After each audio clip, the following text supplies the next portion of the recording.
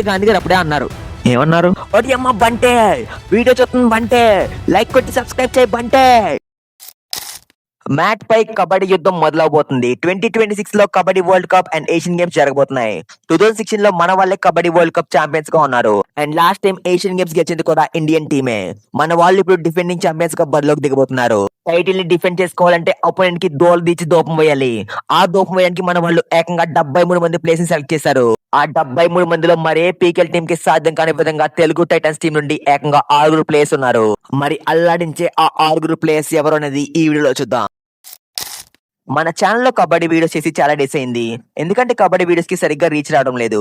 PKL fans ఎవరైనా ఉంటే వీడియోని లైక్ చేయకుండా పర్లేదు కానీ హైప్ చేయండి. So that next kabaddi updates ఉంటే వీడియో చేస్తాను. మన వాళ్ళైతే వరల్డ్ కప్ కోసం గట్టిగానే ప్లాన్ చేశారు. టోటల్ గా 73 ప్లేయర్స్ ని సెలెక్ట్ చేశారు. అది కూడా ప్రాక్టీస్ క్యాంప్ కోసం. ప్రాక్టీస్ క్యాంప్ లో బాగా పర్ఫార్మ్ చేసిన ప్లేయర్స్ ని మెయిన్ టీమ్ లోకి సెలెక్ట్ చేస్తారు. తెలుగు టైటన్స్ టీమ్ ని టోటల్ గా 6 ప్లేయర్స్ సెలెక్ట్ అయ్యారు. వాళ్ళు ఎవరంటే నెంబర్ 1 భరతుడా. భరత్ లాస్ట్ సీజన్ లో ఎక్సలెంట్ గా పర్ఫార్మ్ చేశాడు. తన 21 మ్యాచెస్ లో 247 పాయింట్స్ కొట్టేశాడు. అండ్ ప్లే ఆఫ్స్ లో ఒత్తిడిని అధిగమించి అద్భుతంగా రాణించాడు. Number 2 Vijay Malik. Vijay Malik last year player గా అండ్ కెప్టెన్ గా అద్భుతంగా పర్ఫార్మ్ చేశాడు. తన లాస్ట్ సీజన్ లో 21 మ్యాచెస్ ఆడి 174 పాయింట్స్ కొట్టేశాడు. Number 3 Ajit Pawar. Ajit Pawar Titans team కి లెఫ్ట్ కవర్ డిఫెండర్ గా సీజన్ 10 నుండి ఉన్నాడు. సీజన్ 10 లో 36 పాయింట్స్, సీజన్ 11 లో 34 పాయింట్స్ అండ్ సీజన్ 12 లో 38 పాయింట్స్ కొట్టేశాడు. తను ప్రతి సీజన్ పాయింట్స్ కొట్టేస్తూ వస్తున్నాడు. నెంబర్ 4 అవిదుహాన్. అవిదుహాన్ టైటన్స్ టీమ్ ఎన్వైపీ గా తీసుకుంది.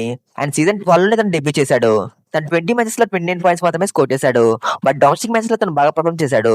యువ కబడ్డీ లీగ్ లో తన 4 మ్యాచెస్ లోనే ఏకంగా 18 ట్యాకిల్ పాయింట్స్ కొట్టేశాడు. ఇందులో 2 ఐఫైస్ ఉన్నాయి. నెంబర్ 5 జై భగవాన్. జై భగవాన్ అయితే లాస్ట్ సీజన్ లో 3 మ్యాచెస్ మాత్రం ఆడి 3 పాయింట్స్ కొట్టేశాడు. తనకైతే ఎక్కువ ఛాన్స్ లభించలేదు. బట్ స్టిల్ తనని ఎందుకు సెలెక్ట్ చేశారంటే తను డొమెస్టిక్ మ్యాచెస్ లో ఎక్సలెంట్ గా పర్ఫార్మ్ చేశాడు. యువ కబడ్డీ లీగ్ లో తను 26 మ్యాచెస్ లోనే ఏకంగా 284 రైట్ పాయింట్స్ కొట్టేశాడు. Number 6 Shobhan Shinde. Shobhan Shinde last season లో 21 మ్యాచెస్ ఆడి 51 ట్యాకిల్ పాయింట్స్ కొట్టేశాడు. తన సీజన్ 10 లో అండ్ సీజన్ 11 లో కూడా 50+ పాయింట్స్ కొట్టేసి కన్సిస్టెంట్ గా పర్ఫార్మ్ చేశాడు.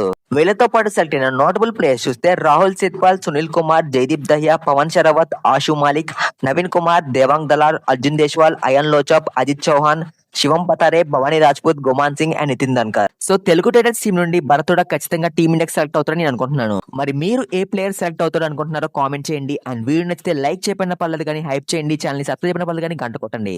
అందుకే గాంధీ గారు అప్పుడే అన్నారు, ఏమన్నారు, ఒకటి అమ్మ బంటే వీడియో చూస్తుంది బంటే, లైక్ కొట్టి సబ్స్క్రైబ్ చేయి బంటే. సబ్స్క్రైబ్ లైక్ చేయి దూతా.